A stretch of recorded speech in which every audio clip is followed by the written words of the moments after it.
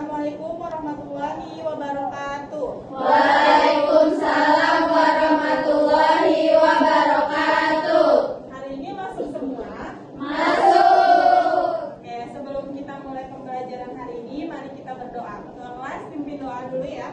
Bersiap. Berdoa dalam hati, mulai.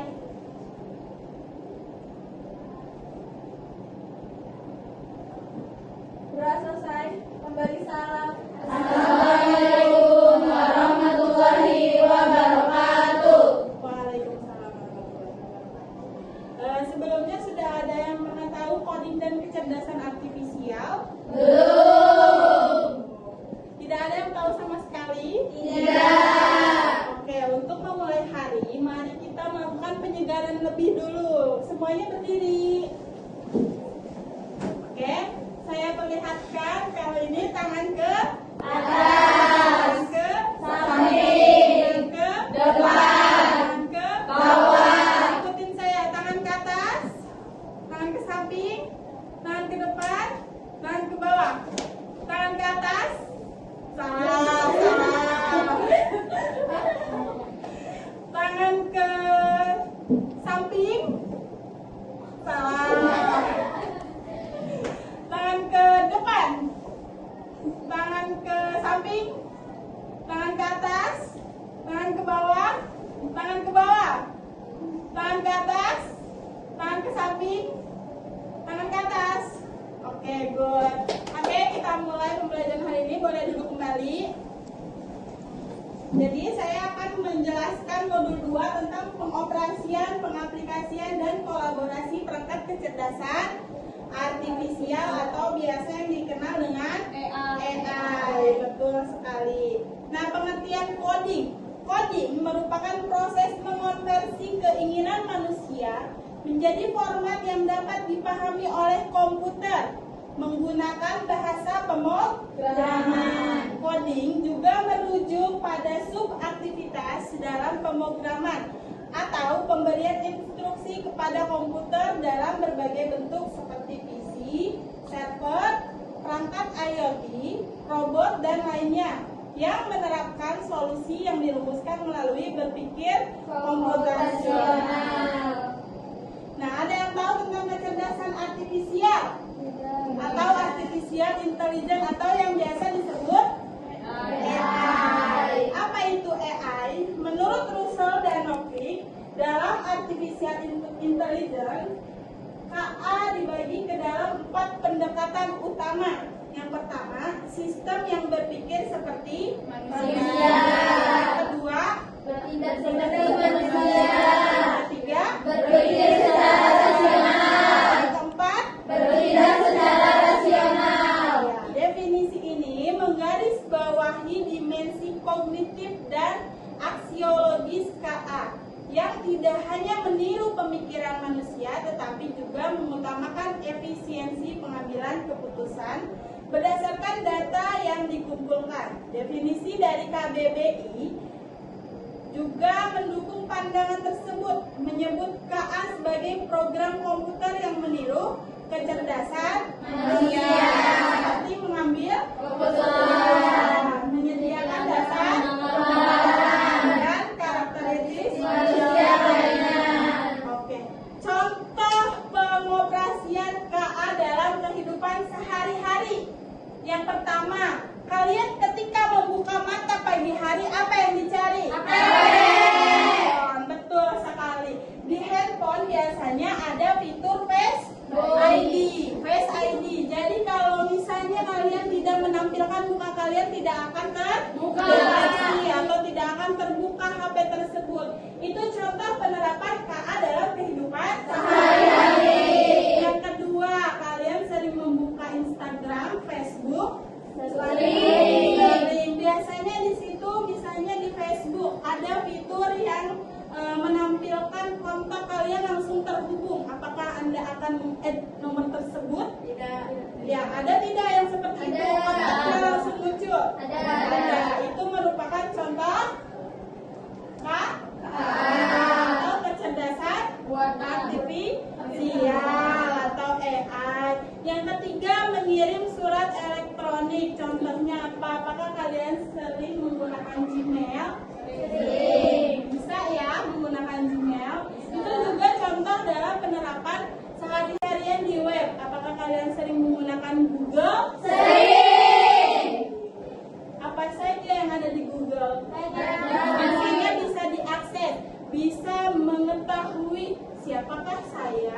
langsung nanti muncul. Karena data-data kalian sudah ada di dalam handphone tersebut. Yang kedua, misalnya kalian akan mencari kursi. Coba kursi adalah pasti muncul tidak? Muncul. Itu merupakan pengoperasian KA dalam kehidupan Sehari-hari. Yang selanjutnya digital face assistant atau biasa disebut dengan Gemini yang biasa kalian pakai. Apakah kalian sering pakai? Sering. Bisa ya? Bisa. Selanjutnya berangkat dan bepergian. Ketika kalian bepergian pun kalian menggunakan kecerdasan artifisial. Apa itu contohnya? Gojek. Contohnya apa?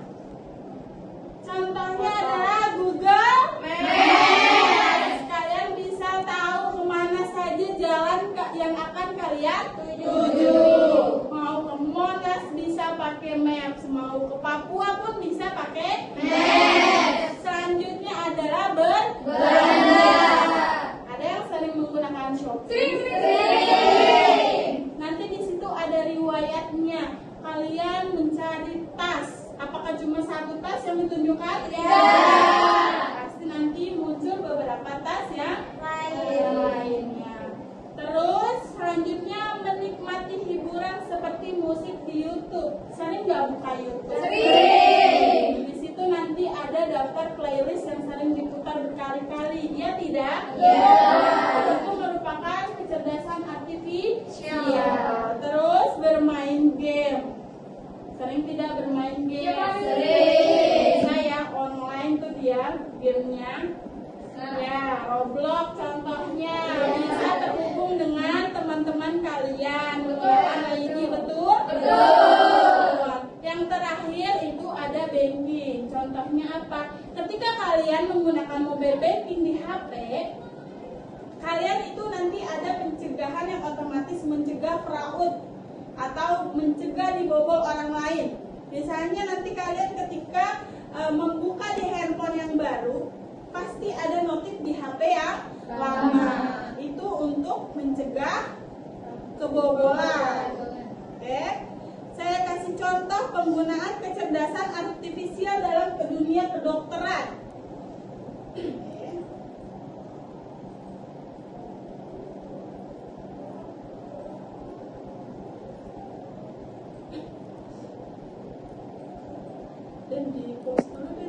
Oke, saya akan melihatkan contoh penggunaan kecerdasan artifisial dalam dunia kedokteran. Coba kita lihat videonya. Perusahaan peneliti universitas di negara bagian Maryland, Amerika Serikat menggunakan kecerdasan buatan AI untuk diagnosis dan mengobati kondisi medis yang serius dengan lebih baik. Kita akan ikuti laporan BOE berikut yang menjadi penutup dari zona bisnis untuk pagi ini. Selamat pagi.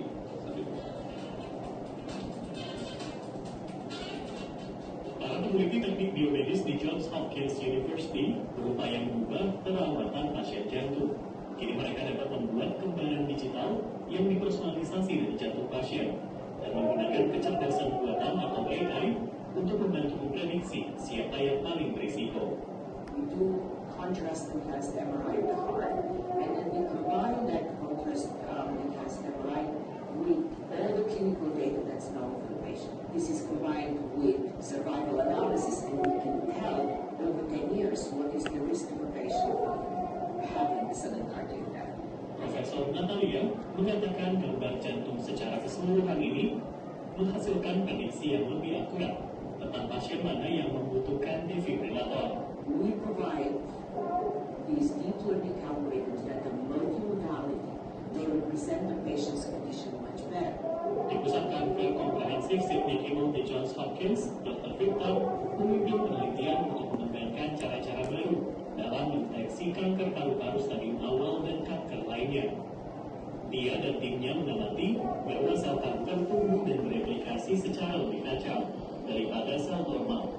Jadi, ketika sel-sel tersebut mati, mereka meninggalkan karakteristik yang dapat dikenali dari fragmen-fragmen DNA yang beredar dalam darah, yang disebut DNA sel yang membawa petunjuk tentang apakah seseorang mungkin menderita kanker. We look at the blood, we identify molecules of DNA called self-regulating, and we look for the profile for the pattern cell-free DNA as a way to identify those individuals who have cancer versus those that don't.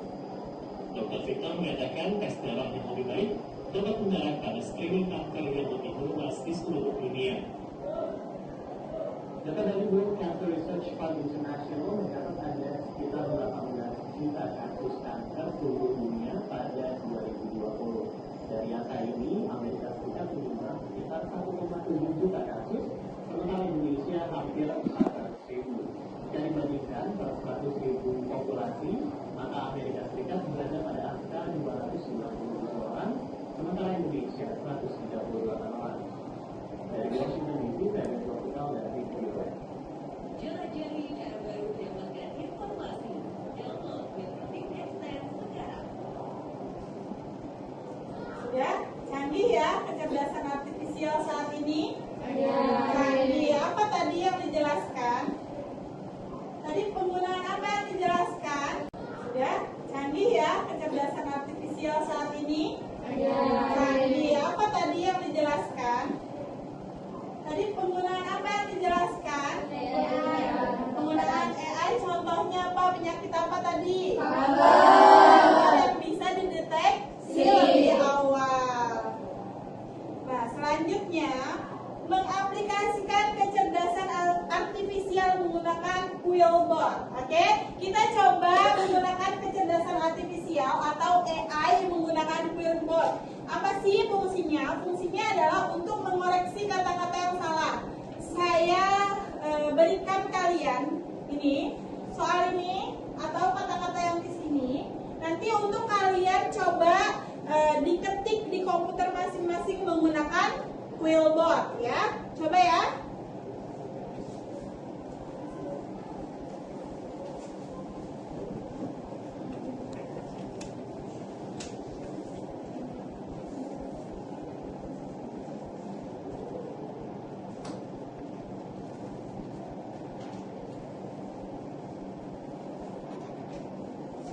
Silakan dikerjakan.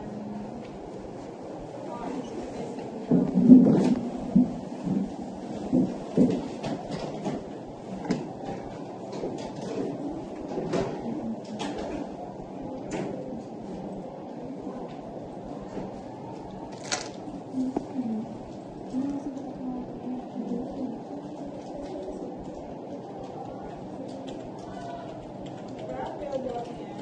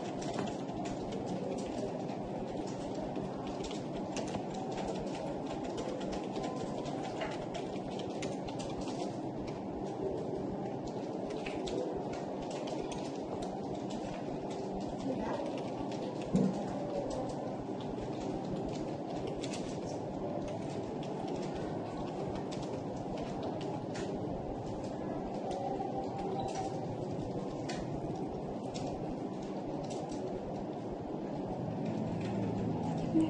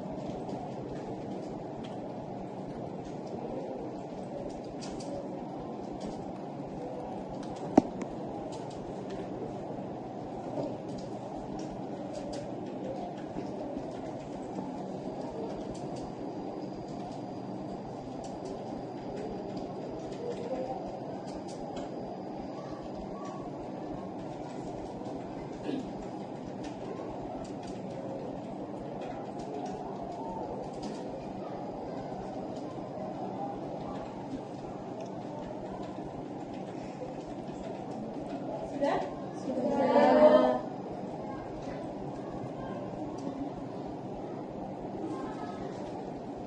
Sudah? Tampilannya seperti ini bukan? Ya. Di sini semuanya. Ya, tampilannya seperti ini. Ya. Nanti di sampingnya ada koreksiannya. Betul tidak? Betul. Sama tidak? Sama ya? Bisa? Bisa. Apa kata-kata yang salah apa? Benar. Nah, berkembang apa? Cepat. Jadi Cepat. Terus Benar-benar benar-benar ngerti. Jadi benar-benar mengerti. Sama semuanya? Bisa ya? Bisa. Nanti kalau mengoreksi kata-kata yang salah dari artikel bisa menggunakan apa? Menggunakan apa? Bisa ya nanti selanjutnya ya? Bisa. Oke. Kita lanjut lagi setelah menggunakan quillbot. Tampilan yang dikoreksi adalah kata-kata ini kan? Iya. Benar-benar tadi awalnya apa? Cepat. Benar-benar tadi awalnya Benar-benar. benar. Bisa ya menggunakan quillbot ya? Bisa.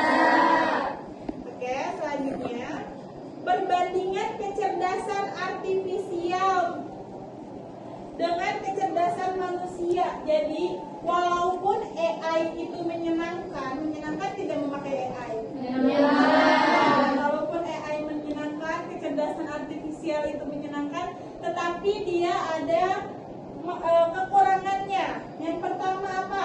Tidak memiliki perasaan. Kalau kecerdasan manusia punya perasaan atau tidak? Punya.